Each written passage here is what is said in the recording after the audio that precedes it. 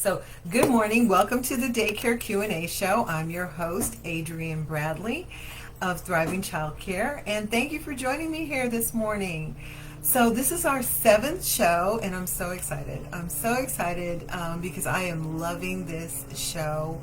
I'm loving being able to reach out to fellow providers, and I've got so many things planned that will keep the show new and exciting, and I just want to thank you for the support that you're giving me, and I look forward to many, many more episodes. Okay, but we have a lot going on today, so I'm going to jump in. If you are joining me here live today, please, first of all, welcome. And if you are coming back, if you've seen some other shows, welcome back. But please do leave me, like I was saying earlier, leave me some hearts and likes so I can see you, or leave me a comment in the chat just so I can say hi. I just want to say hello. And even if you're checking this out on replay, please just give me a hey in the comments so I can say hi to you too. Okay? All right. So I usually start the show with a few housekeeping notes, and this week I won't tell you that the jingling that you hear behind me are my dogs. I won't tell you that. But let's see. Secondly, let's see. Oh, okay. Well, I've been giving this disclaimer every week. I'm reading my notes. I'm sorry. I've been giving this disclaimer every week, and I will continue to do it. I just want to say that I probably don't need to say this, but the ideas and the advice that I give here are my own. They are either taken from my personal experience, an experience that I was involved in, or a colleague of mine has shared with me, but that is how I formulate, my responses here on the show. So I just wanted to say that. Please take any advice that would work for you and leave the rest. Something that might work for you may not work for someone else. So I just wanted to say that, and I will continue to say that because I want you to know it is your business, this is your life, and you get to make those decisions. I'm just here to help and to share with you maybe some of the times when I fell down or I didn't meet up to the standard that I now have and how I got there. So I just want to say that. Okay, so third, I was reminded that I keep forgetting to say that if you do join me live here, or even if you're catching this on replay and you have a question, go ahead and put it in the chat or put it in the comments, and I will do my best to get to it while we're on air. And if I don't, then I will come in and answer it after the show. I'll come into the comments and answer your question as best I can in the comments, okay? And lastly, we are having a special giveaway this week. So during the show, I will talk about that a little bit more. And even if you're catching this on replay, you can still get in on this giveaway. So stick around for that, okay? And by the way, the replays are available the following day. So this is Wednesday. We air live on Wednesday. And then on Thursday, I try to get it up by Thursday afternoon, but it's all about the Wi-Fi. So if the Wi-Fi works with me, I'll get it up by Thursday afternoon. But yeah, you can catch the replay over on our YouTube channel, and I will leave a link to that in the show notes here. Okay? All right, so let's see. What is going on in Thriving Childcare Universe? Let's see.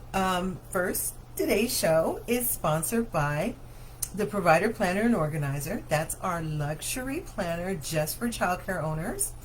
And I have more to say about that a little bit later. So anyway, I will leave a link to the planner in the show notes as well so you can check it out, okay? And while I'm talking about the planner, yesterday, August 1st, was National Planner Day. And if you don't know what that is, it's a day when people who love planners and people who want to know how they can use planners to help them get organized. It's a day when they kind of geek out and talk about their amazing planner tools, okay, or planners that they've used, okay. So yesterday, that was yesterday, but we are celebrating all week here, all right? And I'll tell you a little bit more about that when we get to the giveaway segment in the show, all right? So I'm teasing all the way. But yeah. And again, I will take my glasses on and off until I figure out this glare situation. That's just what I got to do. Okay. Okay, so this morning we are going to dive into some questions submitted by childcare owners. Most of these are anonymous today, and we'll probably see why. But before we do, I just want to say that's what we do here. We take issues that fellow providers are dealing with or have questions about or issues with, and we try and help to find solutions, because as I said before, I love a rant, but a resolution trumps a rant all the time, at least in my book, okay? But anyway, before we do that, I almost forgot.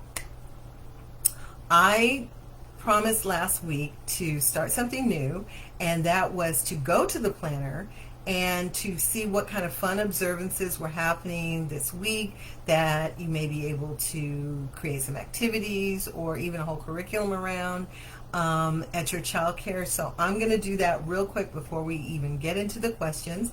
So I have the planner here, and let's see. So like I said, yesterday was National Planner Day, but it was also National Girlfriends Day. So I know that was, yesterday was on a Tuesday. So I don't know if anybody celebrated that. Maybe that's something you might want to celebrate on Saturday with your girlfriends. Maybe call them up and say, hey, we missed National Girlfriends Day. Let's do something. That sounds like fun. Okay.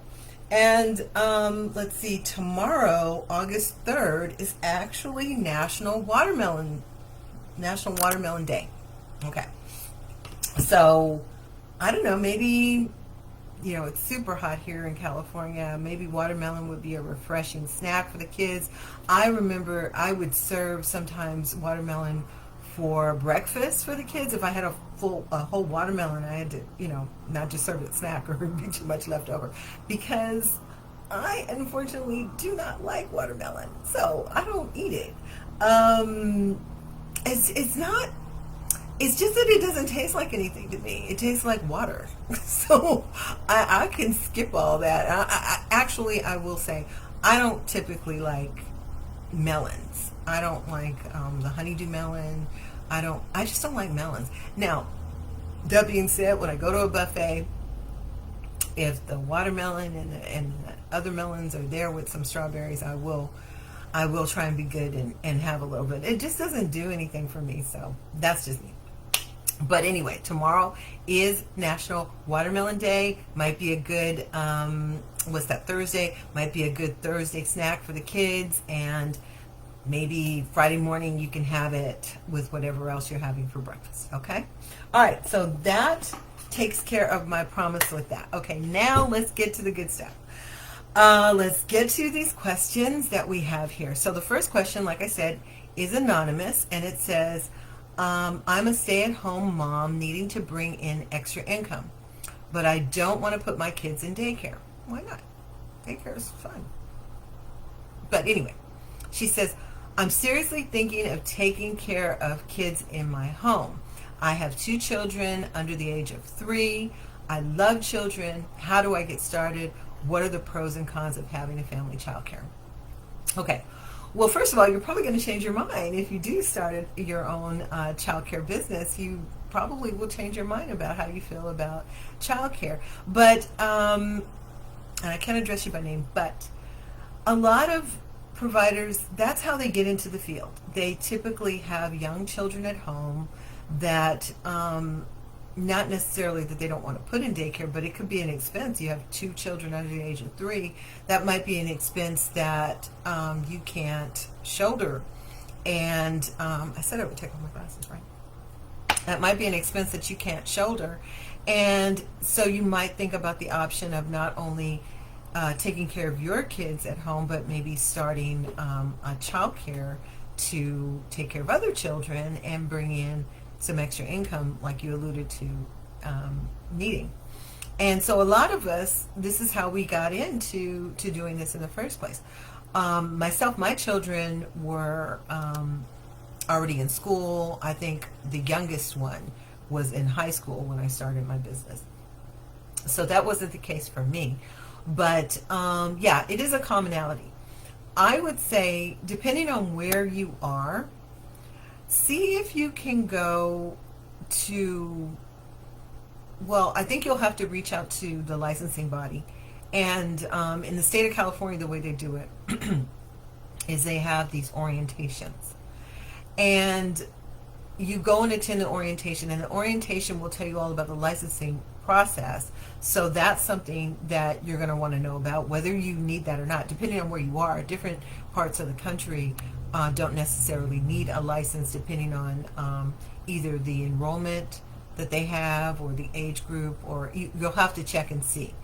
Something that I did, even before I did that, was I got a book, and I will leave a link to that book in the show notes here so you can check it out, that specifically it said how to start a childcare. I know it's over on my book, in my bookcase right there, because it laid out so many different things. But not only that, the book started with a questionnaire asking me if I really wanted to do this, and the considerations that not only I hadn't taken into account, but that my family would have to deal with. And because when you run a business out of your home, just about any business, it doesn't just affect you, obviously. It affects everyone who lives there.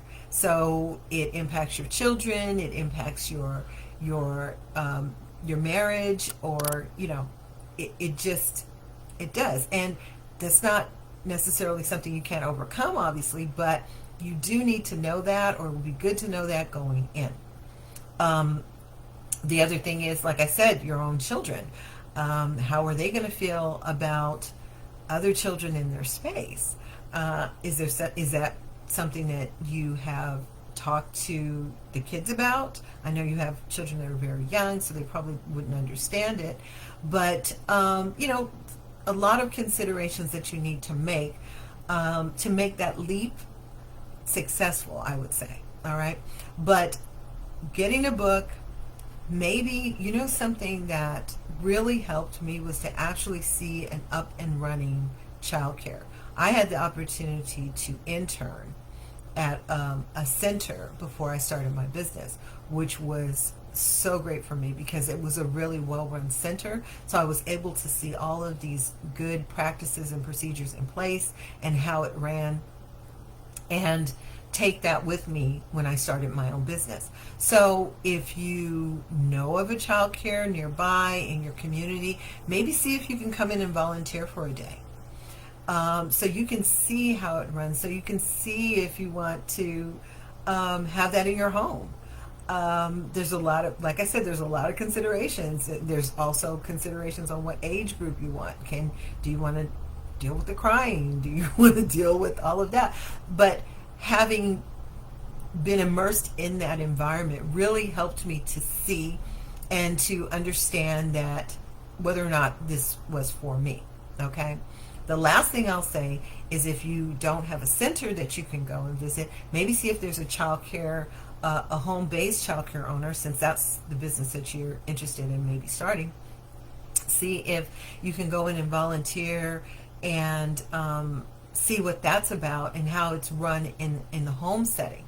You may see some things that you don't want to replicate as well, but at least it'll give you some kind of idea of what this will look like in your own home. So hopefully that helps, because I think you're doing a good thing by trying to figure out that before you jump in. Okay, so let me move to the next question.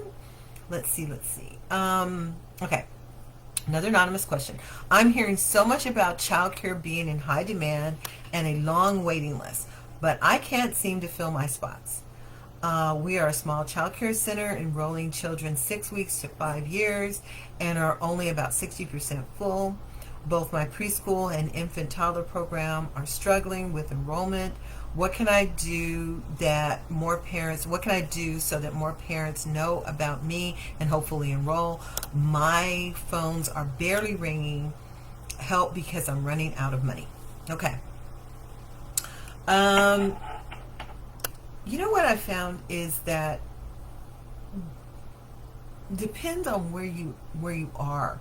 Some of these things can be really popping in a certain part of the country or in a certain area, and in another area or another state it's not the same. So yes, ever since the pandemic hit, there was this new awareness of the importance and need for childcare, and we're still hearing that and the residue of that. And there was actually a whole lot of grants and funding that were born out of all of that. And some places saw a lot of it and some places didn't. Okay. And some places managed that better, and it was probably reach more providers. Now, so I don't know where you're located, but it sounds like this is not the case for you. You're not seeing that, overwhelming need where it's showing up in your bottom line. Okay. What I would say is to do something that I've said here before, and it is market all the time. Even if your spots are full, even if you don't have a spot for the next 6 months, market. Because, and I'm sure a lot of providers will agree with me, or at least understand where I'm coming from, you never know when someone's leaving. I have been full and not even thinking about enrolling anyone else, and all of a sudden a parent will say, oh, we're moving, or anything, somebody's laid off, and so we're going to have to pull the child out of childcare. I've had plenty of situations where someone would be unenrolling unexpectedly. So that's the reason why, for me, I found it a good practice to just market all the time. Okay. If you wind up getting somebody who's interested in a spot that is an immediate need, you can always reach out to another provider and be a blessing to them, right? And refer to them. As a matter of fact, you might set up a network in your community of providers who refer to each other. I had a friend that did that for me when I relocated, and I didn't have any clientele because of the relocation. She reached out to me out of the blue. I didn't know her, and she was very helpful and instrumental in getting the word out and getting me excited about, finding new clients. So a network of providers, it doesn't always have to be competition, guys. It doesn't. I mean, because sometimes you don't even have the spot. So why make it, this competition that doesn't need to happen? Want to be a blessing to somebody else. So you could always bless somebody else if you don't have a spot and somebody needs an immediate spot.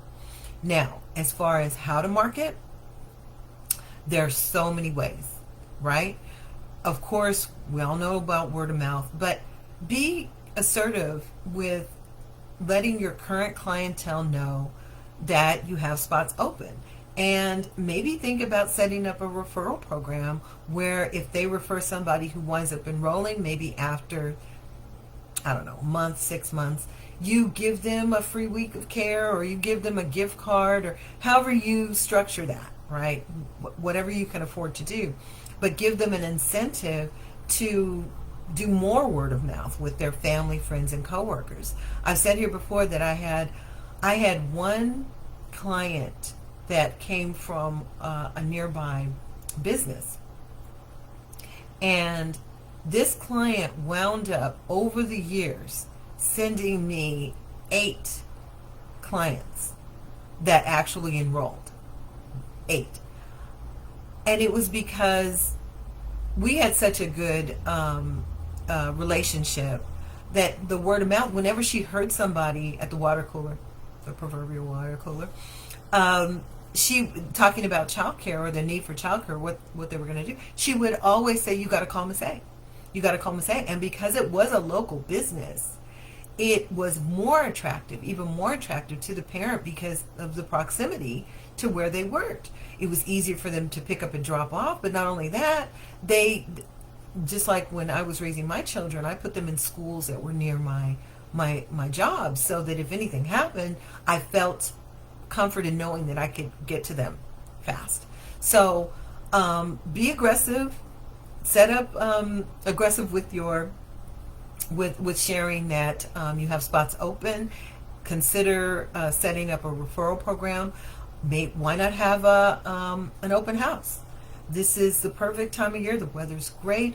Maybe set up a Saturday open house where you invite the community and you put out flyers and they can come by, and you can have enrollment packs there where they can enroll right on the spot.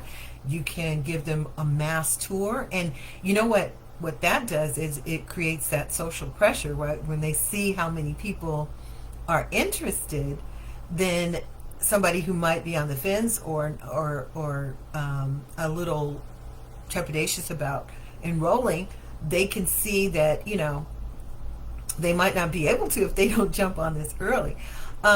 So the other thing I would say, going back to the example that I said when I had the one client that referred 8 clients to me, is to reach out. This is another tactic that I love to do, is to reach out to some of these corporations or larger businesses that are in your area and talk to the human resources person or whoever handles that, the new hires and the onboarding for their employees, and let them know that you're there. Maybe give them your business card or flyer. Maybe reach out to them once a quarter or something, just to let them know that they can let new hires know that there's a childcare nearby if they're in need of a childcare. So find different ways every month to market your business. I don't care if you're full. You can always turn somebody away, okay? And you can be a blessing, like I said, doing that. But market, okay? I have not even scratched the surface with this because we have some more questions and I don't want to go. We might wind up going long today, but I don't want to go too much longer with this one. But I'll leave some resources for marketing that I have on the blog where you can check out all the different ways that you can market your business. But I would say just start. Just market, and marketing needs to be what you're doing this week, next week, and maybe all of August. And then in September and October and November, all right? When you do get full, you can scale it back a bit. But that's what I would suggest. And by the way, if anybody else has any other suggestions, please come in and just leave a comment. I'd appreciate it. I'm sure that the provider would appreciate it too, okay? So I'm not the only one with good ideas, right? Okay, so let's see. Next question, another anonymous question. I have a family that has been with me for about 6 months now. The wife seems to go out of her way to run into my husband and flirts with him. Oh my God. She will try to arrive for a pickup at the same time my husband gets home on his days off. If she sees him in the house, she will make a beeline to him just to talk to him. I'm not jealous. I just find it disrespectful because it is. My husband thinks I'm making too big of a deal about it because he says he's absolutely not attracted to her. Not the point. I am not okay with her behavior, but how do I bring it up without sounding like a jealous and insecure wife? Okay, well, this is something that I did not, thankfully, have to deal with in my business, but hear me out because maybe that makes me more objective in this situation, okay? You're right. it is disrespectful, and it doesn't matter if your husband's attracted to her or not. I mean, that would be even worse, right? If he was attracted to her. I would intercept her at every turn. And if that didn't work, in other words, when she's making a beeline, you know she's doing this, right? You already know this. So when you see her doing that, step in between her. Or ask your husband to be scarce. Okay? Go to the man cave. Don't be around. But if this persists, I would be uncomfortable keeping this person as a client. That's just me.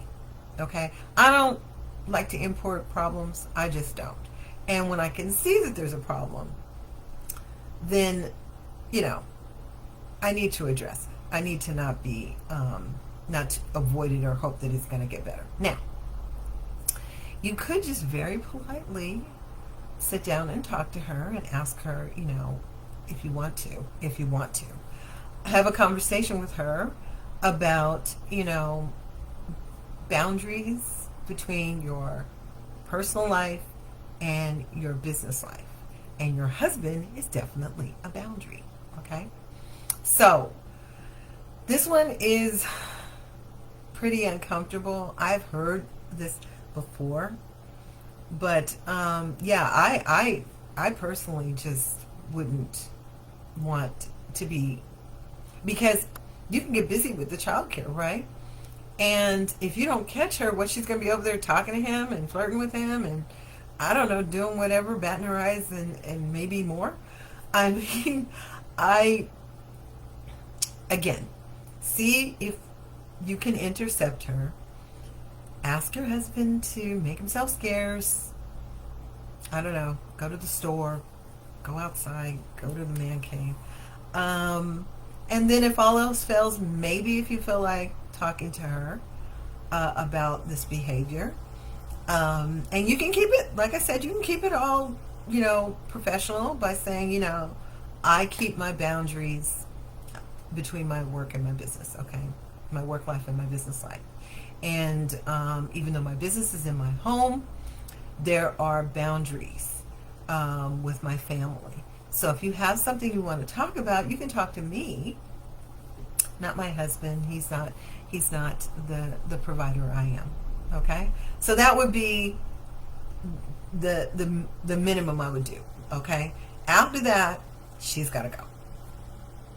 Maybe start marketing for another client now so that you can replace her. Okay? I don't know how anybody's going to feel about that, but that would be what I would do. Anybody else? What would you do in that situation? Leave me a comment if you're catching this on replay, or come into the chat and let me know what you would do. If and you know what? I'm missing some of these comments. How am I missing these comments? I don't get it. I'm looking right at the comments. Okay. Well, I don't see them, guys. I am sorry. Let me see. I'm going to go down. Okay, I'm going to go down and change the setting. See if that helps. I don't know. Okay. Maybe. I'm sorry. If I am missing your comments, I am sorry. Let me see. I told you this they don't make this easy. And I see the comments now. Hey, Denitra. Okay, I turned them from the default. Okay. Okay, so I'll just read you what Denitra said. And maybe you can see it. It says, I agree, anyone talking about the lack of childcare spaces, but that's not the case everywhere. Any marketing strategies or tips? I gave those. It's a curse having an attractive partner. Yeah, maybe.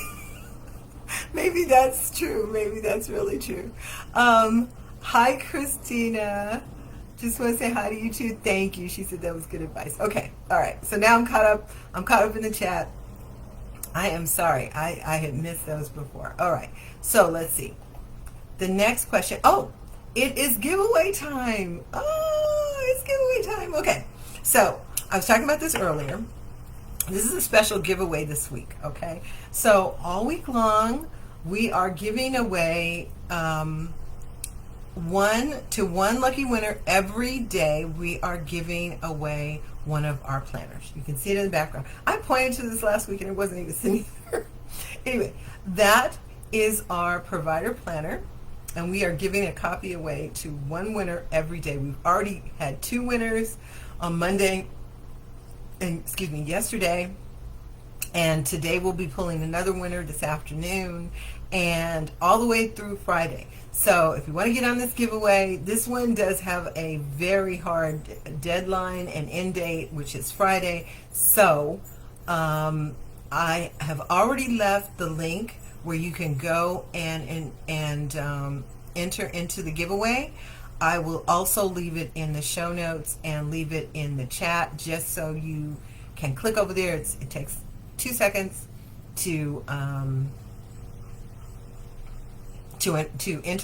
enter. And by the way, if you not only enter, it'll tell you that you can get another entry, a bonus entry, if you go and follow our channel on YouTube. Okay, so I will leave that information. The link is already there, so if you can see the links, go ahead and click that after the show and go over and enter that. And maybe today I will be pulling your name, and you will be winning one of our planners. And you know, the reason why, I'll just take one more second. The reason why it is, I thought it was interesting for Planner Day to be all the way on August 1st, when that seems so far away from the beginning of the year. Well, first of all, we don't just need to get organized at the beginning of the year. Most of us need to get and stay organized all year long. That's the first thing. Second thing, it occurred to me that, stop, my dog. It occurred to me that if you get your planner in August or September, that gives you time to not only plan out the beginning of the school year, it gives you time to plan out the hectic holiday season, and it also gives you time to start making goals for the new year, before the new year comes, so that you don't have to sit up right after the ball drops and figure out what you want to accomplish in 2024. And I was like, I got to share that with you guys. So for a lot of us thinking that it's too early to be thinking about a planner, it is definitely not. And last thing is, the planner, the provider planner and organizer is undated. So you can start right now in August and still get a full year out of the planner. So you're not losing anything. This is the best time to get your planner and get started with laying out your plans for the new school year, the holiday season, and 2024 right now, so that you know and you can refine all those goals. And especially like our earlier question, if you're thinking about starting a business, this would be a great tool for you to have. Okay? All right. Let me get back to the questions. We are going long here today, guys. I alluded last time that we might start having to make these an hour long. But let me get to the next question. Hopefully it won't be too long today. Okay. Next question. Another anonymous question. What are your thoughts on dating a daycare parent? Okay. I'm going to come down to, so I can see the comments on this one. Okay. Well, that kind of relates to the last question. Excuse me. Let me get some water. Okay. Dating a daycare parent. Okay. Well, I guess you probably know that I would say that that's not the best idea in my mind. Okay? From my perspective, it's not the best idea. What I would say is, just like most things in life, when you're thinking about doing something, what's the worst case scenario? So in this situation, I'm assuming you're attracted to a parent that is hopefully a single parent at your childcare, and that they've indicated that they might be attracted to you. I don't know. Maybe you're just asking in general. As I said before in the last question, I personally do like to keep my business and my personal life separate. Most people do. It's kind of hard because a lot of us do run home-based childcare. So it's in our home. So some of the personal life is more than likely going to spill over into the professional life because it's occupying our personal space, right? But I would say this: consider what the other parents might be thinking. And I'm not saying you have to live your life thinking about what other people think, but this is a consideration. This is a professional relationship you have with these other clients. This currently is a professional relationship you have with this person as well. Then I would say, how is this going to affect the relationship, the business relationship you have with this person if you start dating them? Then I'm going to say, what happens if the relationship goes south? How is that going to affect your business relationship? There's a lot to consider here. I've actually been married for a really, really long time, so I haven't dated in a long time. So I don't know about the whole dating world and everything. I can't speak to that. I'm speaking to this happening in and around your business. And I would say for most employers outside of childcare, just in general, they have policies against such things. Okay, especially against what do you call it?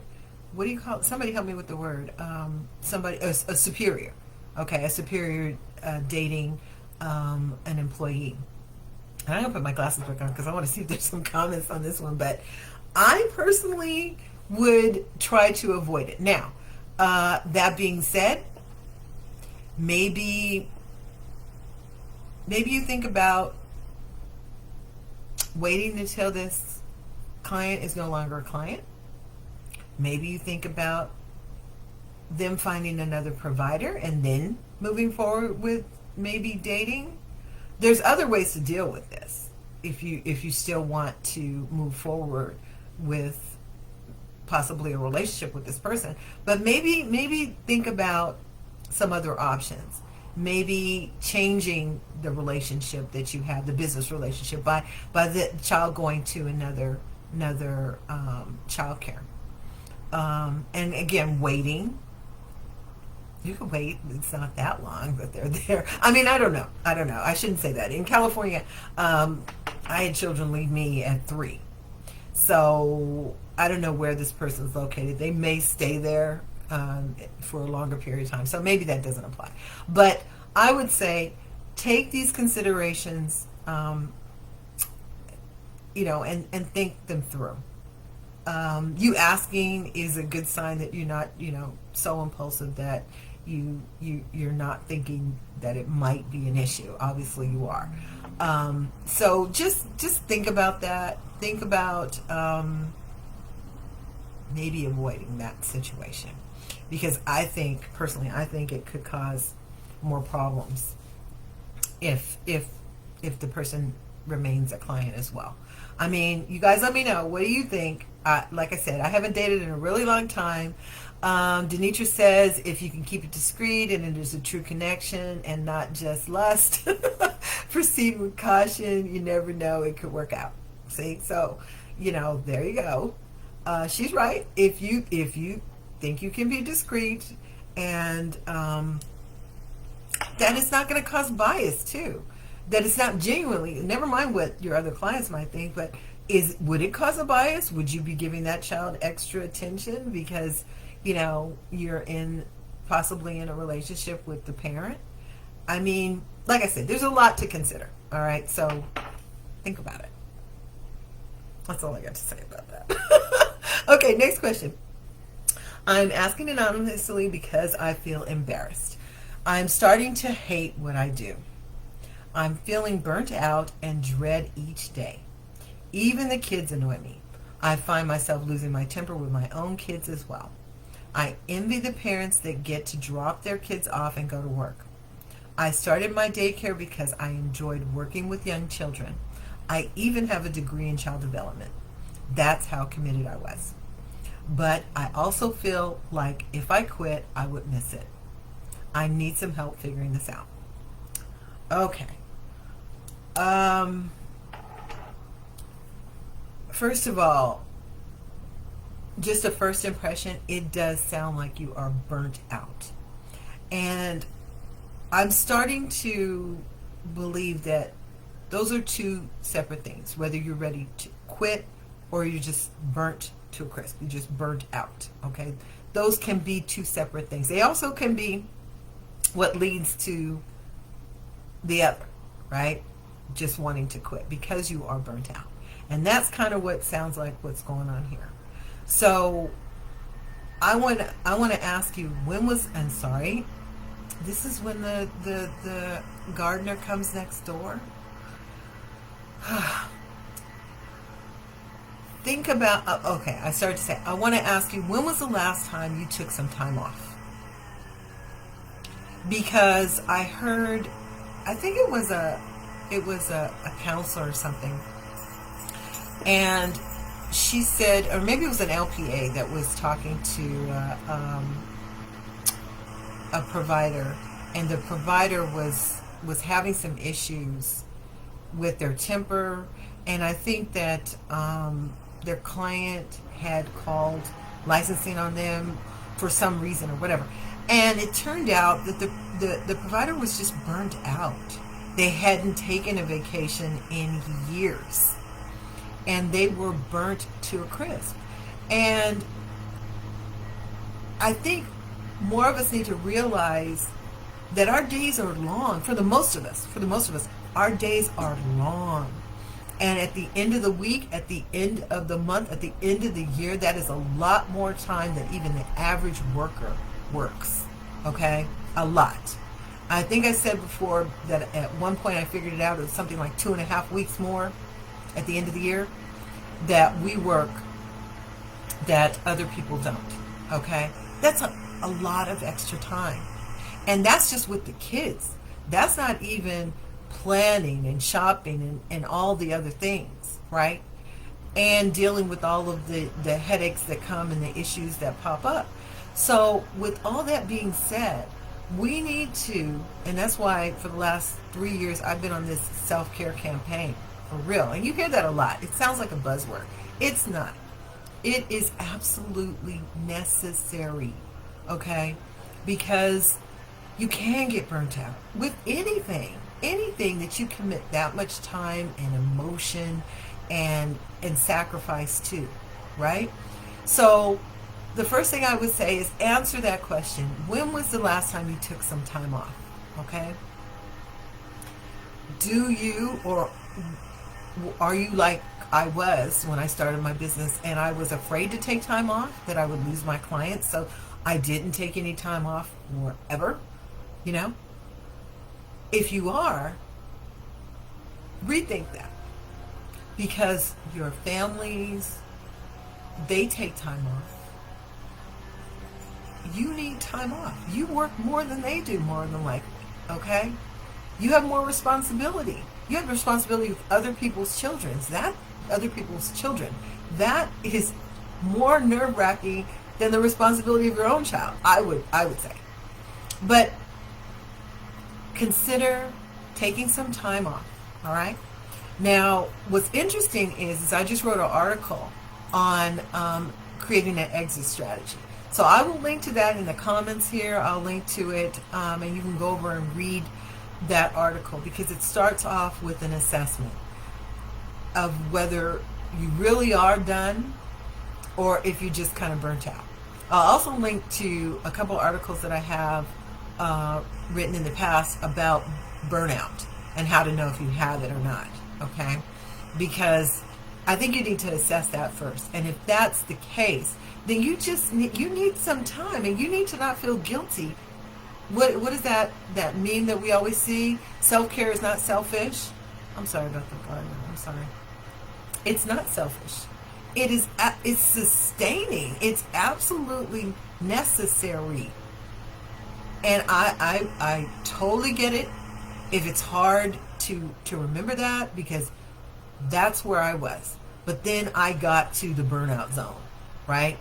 I literally got where I didn't want to hear another child. I had some problems spending time with my grandchildren. And it was just because it was too much. What do they call it? Overstimulation, right? It was too much. And it was I'm constantly working on or in my business. So you can figure this out. And then if you really do, I think the reason why I went on about this being burned out as opposed to you really quitting is because you said you feel like you would miss it. So that to me kind of indicates that, you're not completely done. But the other thing is, and this is to the rest of us, what kind of plans have you made for when you will be done? Whether that is actual retirement or whether that is starting a new chapter.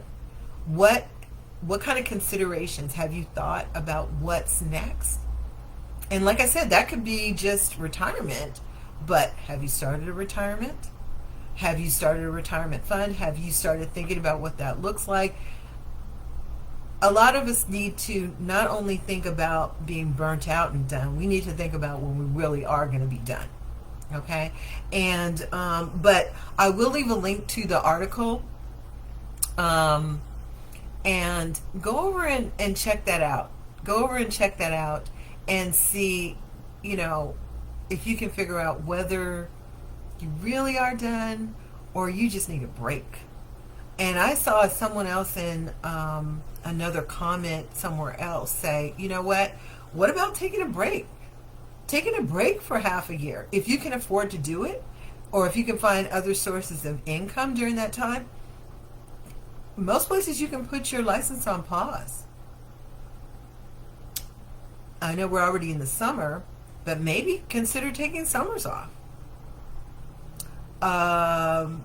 What about taking an extended holiday? What about the whole holiday season, taking 2 to 3 weeks off during that time? A lot of parents are off from their jobs, they're traveling, they're going to see family, so that might be another good time. Maybe start thinking about that now. We're in August, the beginning of August now. Start making a plan to do something like that. Because it sounds like you need some time off, you need some time away, and we all can understand that. Okay? All right, I'm going to get on to the next question, which is our last question, I think. Yes. Okay. I recently took, this is another anonymous, I recently took a training at the Resource Center about marketing. They say we should figure out what makes us stand apart from other providers and even centers. And I don't know what makes me different. Can you help me with that? Absolutely. They call that a unique, help me out, somebody, unique proposition. What is it? Unique, I can't think of the word. Anytime I go to actually say something, I can't think of the word.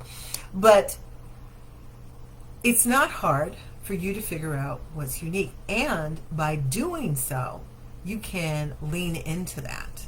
Okay? I'll give you an example, and then I'll come back to helping you figure out what's unique about your program. Okay. Once I figured out this concept, when I would have a tour, I would lean into what was unique about my space, even though it was small and it was not a center. I would lean into the obvious one caregiver, because for my business, I know I'm not explaining this very well, but for my business, obviously I was the main caregiver. When I was interning at the center, there were several caregivers, and depending on what time of day a child arrived, they would have maybe a different caregiver because of the shifts in the childcare. So no, I'm not dissing the centers. I've worked at centers. I have no problem with the centers. However, what made me unique was they've got one caregiver, right? I might have an assistant, but that was something that was unique about my particular program. Now, that's also going to be unique about other family child cares as well, for the most part. So finding those things, I had automated daily notes that the parents received to their phone at the end of each day. That made me unique. So we talked about that. I would be sure to bring up the unique, because most families, most parents are going to visit several childcare businesses before they make their decision. When they're looking for childcare, they're probably going to 3 to 5. I've even heard people going to 10. But there was one time, one year, this was years ago, but in my neighborhood, there were 13 family childcare businesses. 13. And that was in a radius of 5 blocks.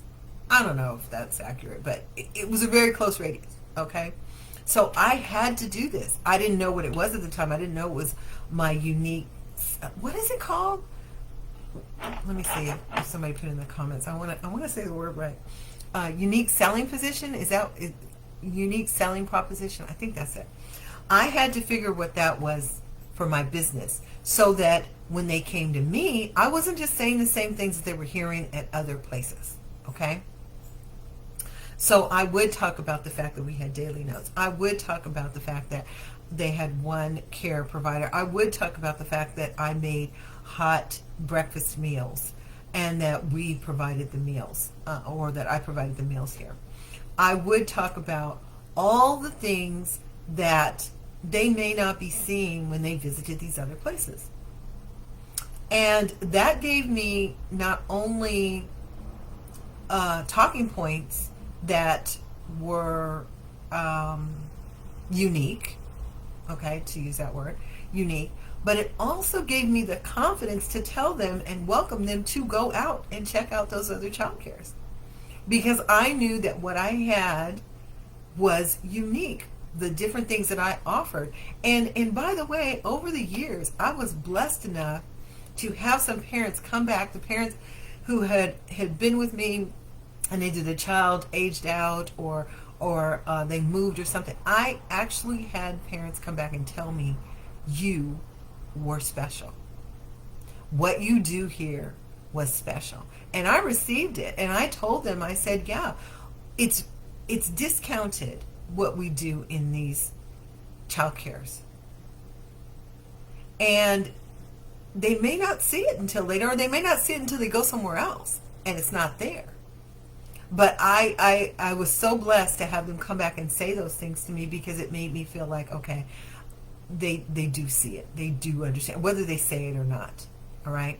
So I would say, getting back to your question and how you can figure out what's unique about your program, I would say to ask your current clients, what made them choose you? Okay? Get your input. Start from there, because it's not that you're biased or anything, but you see the whole picture.